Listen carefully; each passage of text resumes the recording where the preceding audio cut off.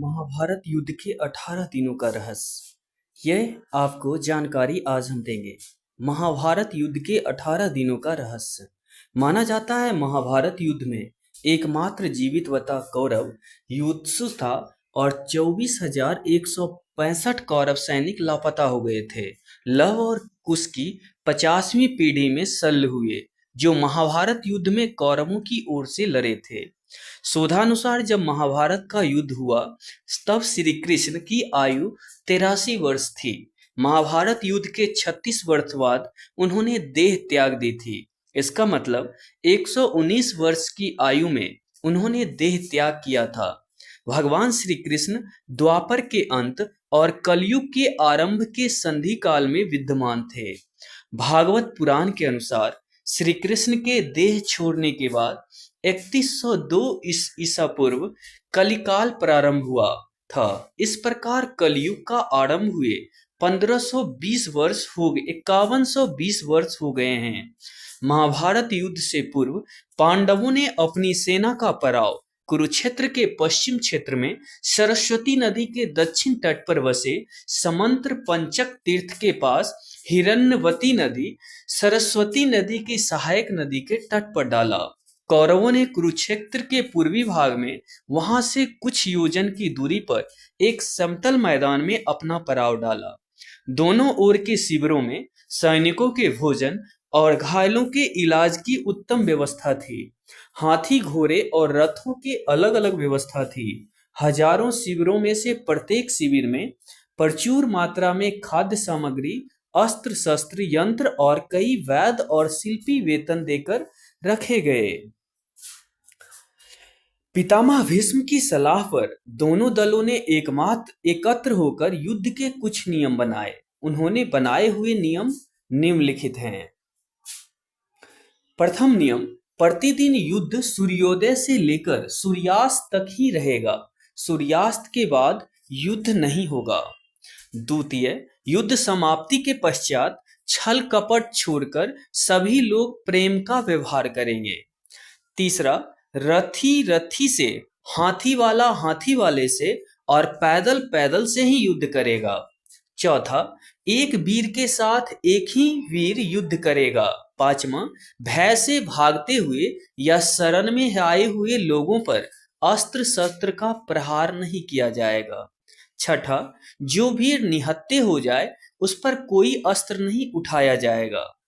सातवीं, युद्ध में सेवक का काम करने वालों पर कोई अस्त्र नहीं उठाएगा। आठवीं, युद्ध का पहला दिन। प्रथम दिन एक ओर जहां कृष्ण अर्जुन अपने रथ के साथ दोनों ओर की सेनाओं के मध्य खड़े थे और अर्जुन को गीता का उपदेश दे रहे थे। इसी दौरान भीष्म पितामह ने सभी योद्धाओं को कहा कि अब युद्ध शुरू होने वाला है। इस समय जो भी योद्धा अपना खेमा बदलना चाहे वो स्वतंत्र हैं कि वह जिसकी तरफ से भी चाहे युद्ध करे। इस घोषणा के बाद धृतराष्ट्र का पुत्र युधिष्ठिर डंका बजाते हुए कौरव दल को छोड़ पांडवों के खेमे में चले गए। ऐसा युधिष्ठिर के क्रियाकलापों के कारण संभव हुआ था। श्री कृष्ण के उपदेश के बाद अर्जुन ने देवदत्त नामक शंख बजाकर युद्ध की घोषणा की। इस दिन 10,000 सैनिक की मृत्यु हुई। भीम ने दुशासन पर आक्रमण किया। अभिमन्यु ने भीष्म का धनुष तथा रथ का ध्वजदंड काट दिया।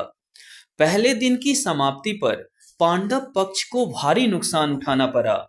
विराट नरेश के पुत्र उत्तर और श्वेत कर्मशः शल्य और भीष्म के द्वारा मारे गए। भीष्म द्वारा उनके कई सैनिकों का वध कर दिया गया। कौन मजबूत रहा? पहला दिन पांडव पक्ष को नुकसान उठाना पड़ा और कौरव पक्ष मजबूत रहा। युद्ध का दूसरा दिन। कृष्ण के उपदेश के बाद युद्ध अर्जुन तथा भीष्म, धृष्टद्युम्न तथा द्रोण के मध्य युद्ध हुआ। सात्विकी ने भीष्म के सारथी को घायल कर दिया। द्रोणाचार्य ने धृष्टद्युम्न को कई बार हराया और उनके कई धनुष काट दिए। भीष्म द्वारा अर्जुन और श्री कृष्ण को कई बार घायल किया गया। इस दिन भीम का कलिंगों और निषादों से युद्ध हुआ तथा भीम द्वारा सहस्त्रों कलिंग और निषाद मार गिराए गए। अर्जुन ने भी भीष्म को भीषण संहार मचाने से रोके रखा। कौरवों की ओर से लड़ने वाले कलिंगराज, भानुमान, केतुमान, अन्य कलिंग वीर योद्धा मारे गए। कौन मजबूत रहा? दूसरे दिन कौरवों को नुकसान उठाना पड़ा और पांडव पक्ष मजबूत रहा। युद्ध का तीसरा दिन कौरवों ने गरुड़ तथा पांडवों ने अर्ध चंद्राकार जैसी सैन्य व्यूह रचना की। कौरवों की ओर से दुर्योधन तथा पांडवों की ओर से भीम व अर्जुन सुरक्षा कर रहे थे। इस दिन भीम ने घटोत्कच के साथ मिलकर दुर्योधन की सेना को युद्ध से भगा दिया। यह देखकर भीष्म भीषण संहार मचा देते हैं।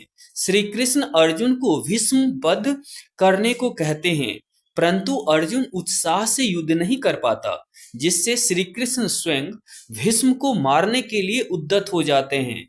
परंतु अर्जुन उन्हें प्रतिज्ञा स्वरूप आश्वासन देकर कौरव सेना का भीषण संहार करते हैं।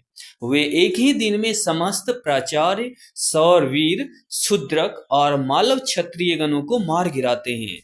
भीम के बाण से दुर्योधन अचेत हो गए और तभी उनका सारथी रथ को भगा ले गया। भीम ने सैकड़ों सैनिकों को मार गिराया। इस दिन भी कौरवों को ही अधिक क्षति उठानी पड़ती है।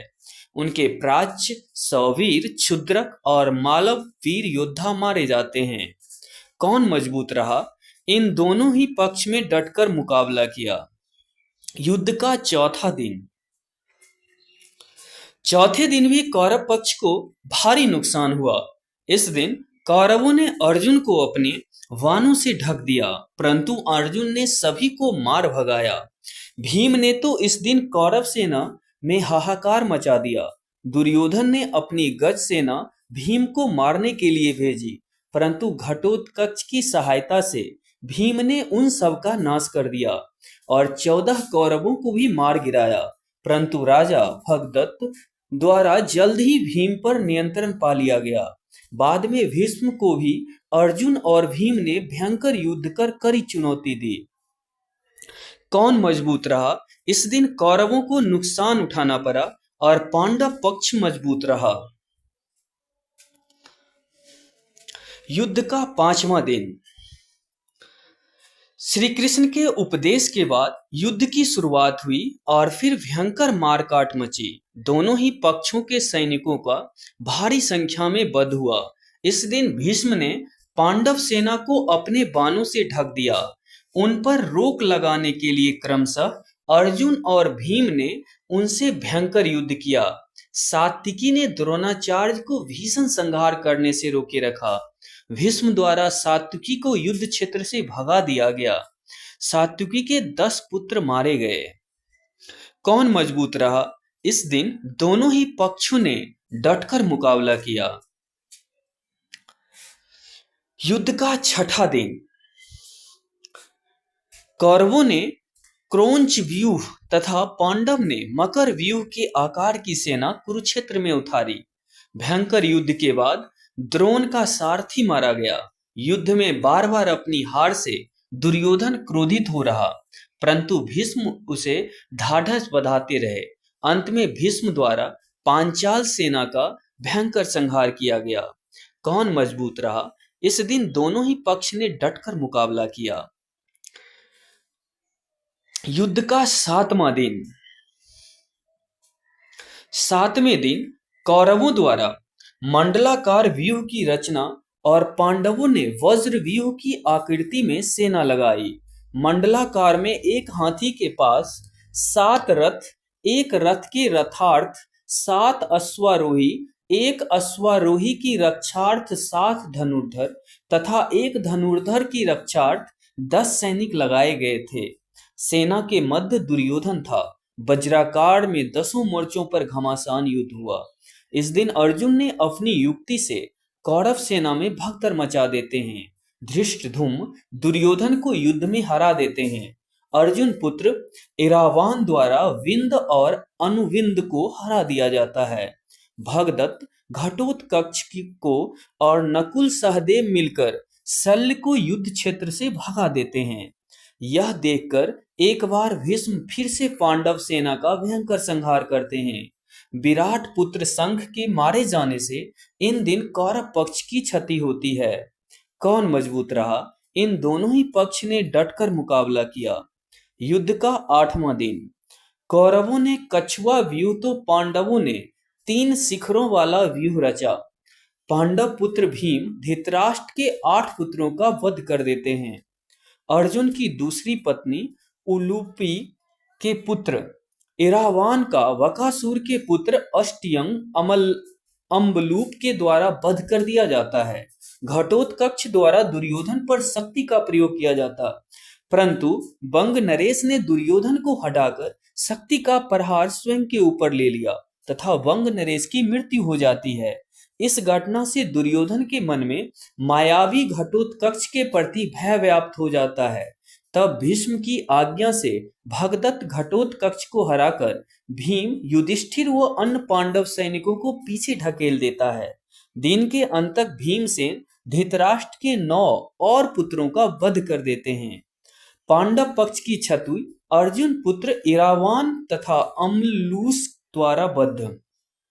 कौरव पक्ष की क्षति धृतराष्ट्र के 17 पुत्रों को भीम द्वारा बद्ध।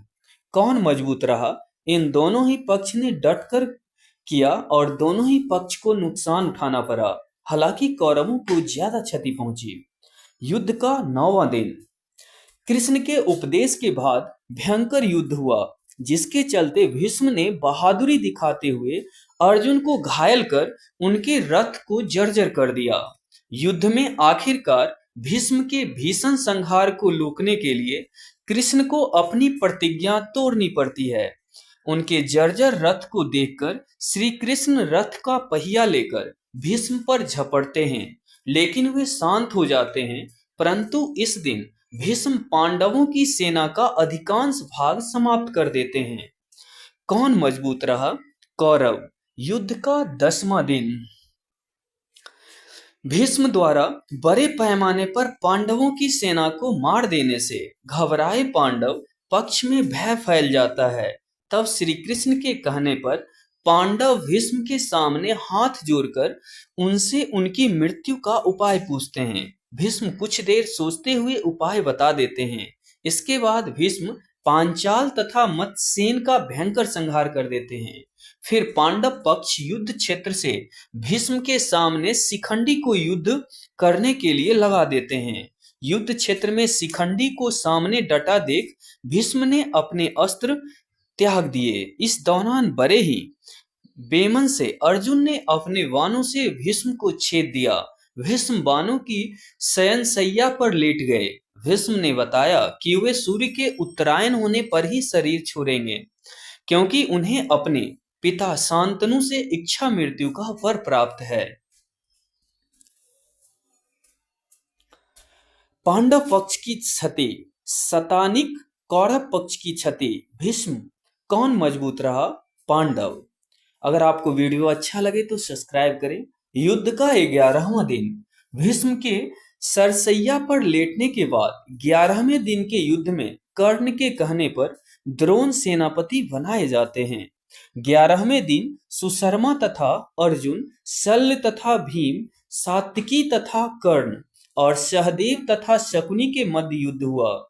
कर्ण भी इस दिन पांडव सेना का भारी संहार करता है। दुर्योधन और शकुनी द्रोण से कहते हैं कि वे युधिष्ठिर को बंदी बना लें, तो युद्ध अपने आप खत्म हो जाएगा।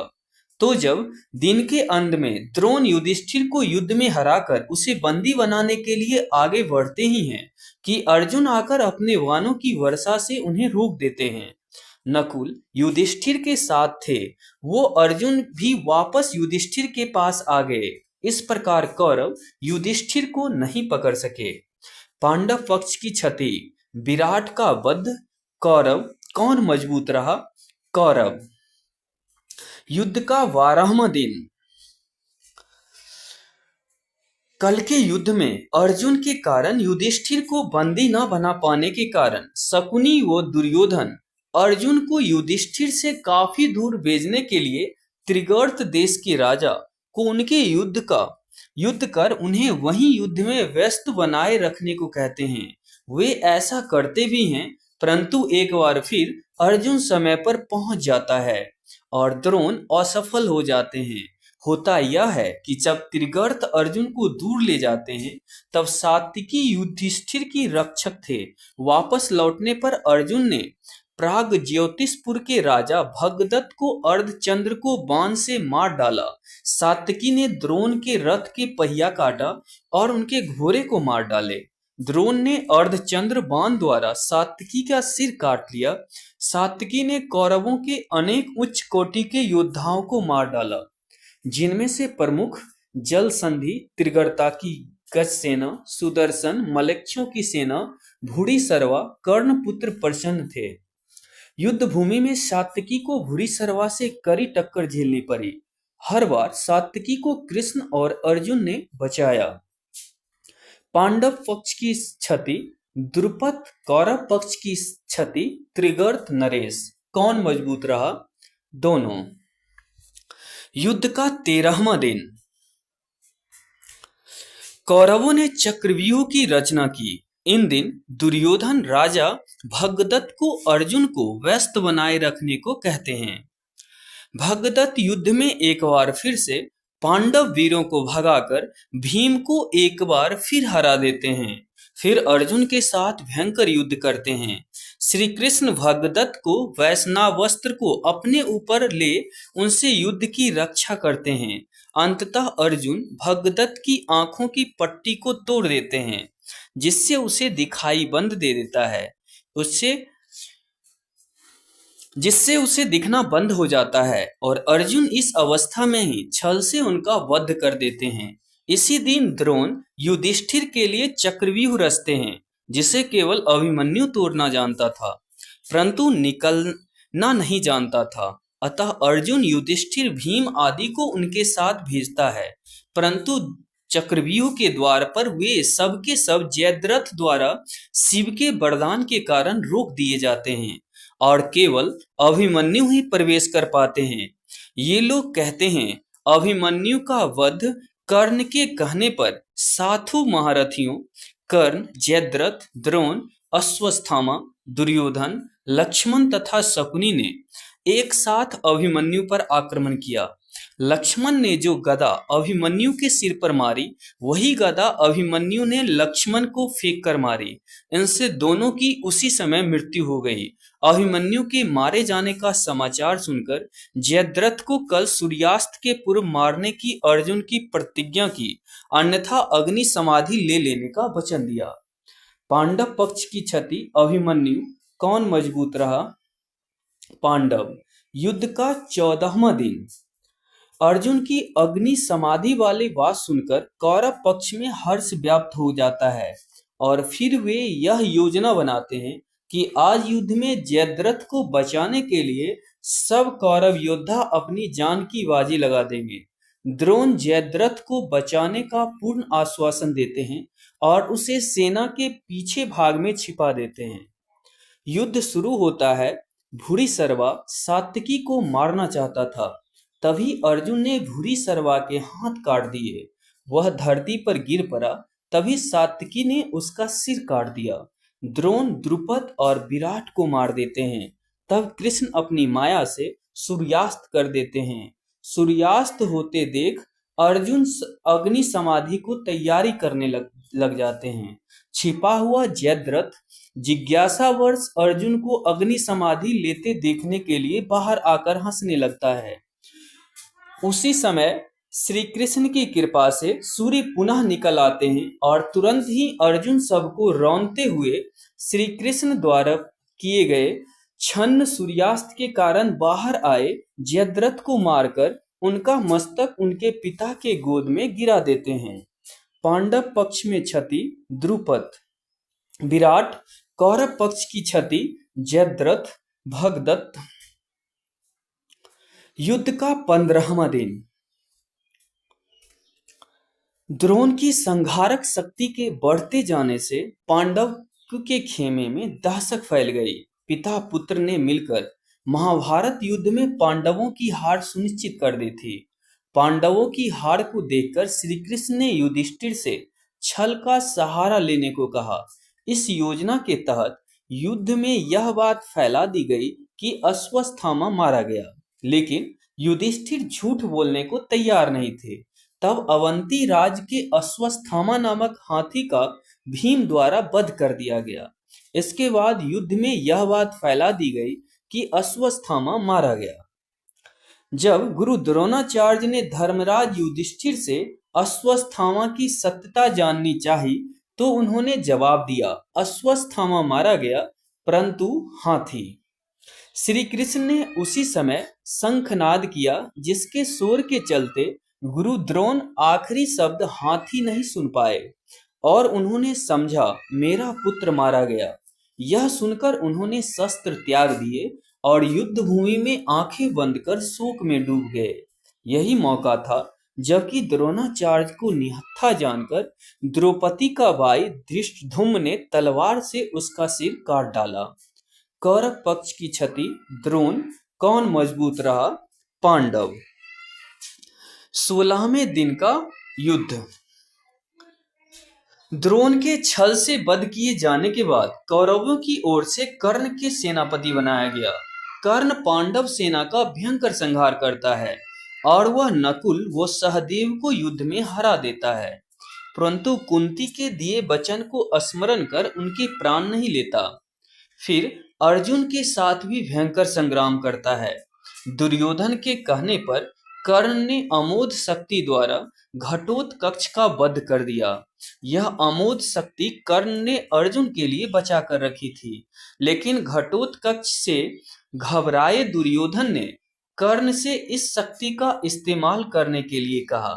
यह ऐसी शक्ति थी जिसका वार कभी खाली नहीं जा सकता था। कर्ण ने इसे अर्जुन का वध करने के लिए बचा कर रखी थी।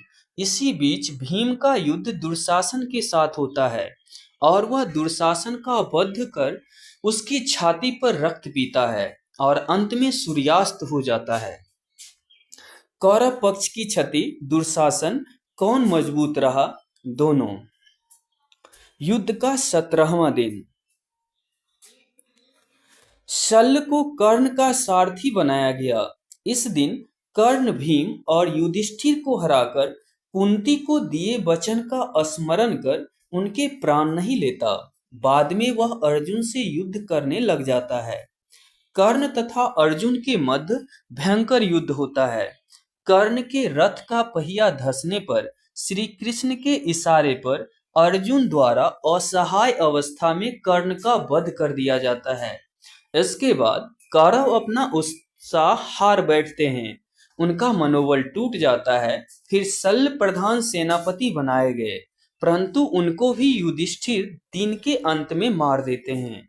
कौरव पक्ष की क्षति, कर्ण, शल्य और दुर्योधन के 22 भाई मारे जाते हैं। कौन मजबूत रहा? पांडव। 18वें दिन का युद्ध। 18वें दिन कौरवों के 3 योद्धा शेष बचे थे, अश्वत्थामा, कृपाचार्य और कृतवर्मा। इसी दिन अश्वत्थामा द्वारा पांडवों के वध की प्रतिज्ञा ली गई। सेनापति अश्वत्थामा द्वारा कृपाचार्य के कृतवर्मा द्वारा रात्रि में पांडव शिविर पर हमला किया गया। अश्वत्थामा ने सभी पांचालों, द्रौपदी के 5 पुत्रों धृष्टद्युम्न तथा शिखंडी आदि का वध किया। पिता को छलपूर्वक मारे जाने का जानकर अश्वत्थामा दुखी होकर क्रोधित हो गए और उन्होंने ब्रह्मास्त्र का प्रयोग कर दिया, जिससे युद्ध भूमि शमशान भूमि में बदल गई। यह देखकर कृष्ण ने उसे कलयुग के अंत तक कोढ़ी के रूप में जीवित रहने का श्राप दे डाला। इसी दिन भीम दुर्योधन के बचे हुए भाइयों को मार देता है। सहदेव शकुनी को मार देता है और अपनी पराजय हुई जान दुर्योधन को भागकर सरोवर के स्तंभ में जा छुपता है। इसी दौरान बलराम तीर्थ यात्रा से वापस आ गए और दुर्योधन को निर्भय रहने का आशीर्वाद दिया। छिपे हुए दुर्योधन को पांडवों द्वारा ललकारे जाने पर वह भीम से गदा युद्ध करता है और छल से जंघा पर प्रहार किए जाने से जिससे उसकी मृत्यु हो जाती है। इस तरह पांडव विजयी होते हैं। पांडव पक्ष की क्षति, धृतधुम्न और शिखंडी। कौरव पक्ष की क्षति दुर्योधन। कुछ यादव युद्ध में और बाद में गांधारी के श्राप के चलते आपसी युद्ध में मारे गए।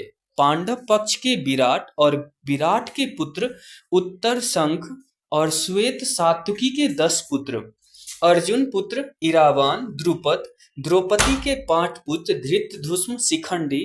कौरव पक्ष के कलिंगराज, भानुमान, केतुमान, अन्य कलिंग वीर, प्राच्य, सौवीर, क्षुद्रक और मालव वीर। कौरवों की ओर से धृतराष्ट्र के दुर्योधन सहित सभी पुत्र भीष्म, त्रिगर्त, नरेश, जयद्रथ, भगदत्त और द्रोण, दुशासन, कर्ण, शल्य आदि सभी युद्ध में मारे गए थे। युधिष्ठिर ने महाभारत युद्ध की समाप्ति पर बचे हुए मृत सैनिकों का दाह संस्कार एवं तर्पण किया था, चाहे वे शत्रु वर्ग के हों या फिर मित्र वर्ग के। बच गए योद्धा। महाभारत के युद्ध के पश्चात कौरवों की तरफ से 3 और पांडवों की तरफ से 15 यानी कुल 18 योद्धा ही जीवित बचे थे, जिनके नाम हैं कौरव के कृतवर्मा, कृपाचार्य और अश्वत्थामा, जबकि पांडवों की ओर से युत्सु, युधिष्ठिर, अर्जुन, भीम, नकुल, सहदेव, कृष्ण, सात्विकी आदि। जय कृष्णा। ऐसे ही वीडियो के लिए हमारे चैनल को लाइक और सब्सक्राइब करें और ऐसे वीडियो मैं आपके लिए लाते रहता हूं, तो एक लाइक करें और अपने फ्रेंड का शेयर करें। Thank you.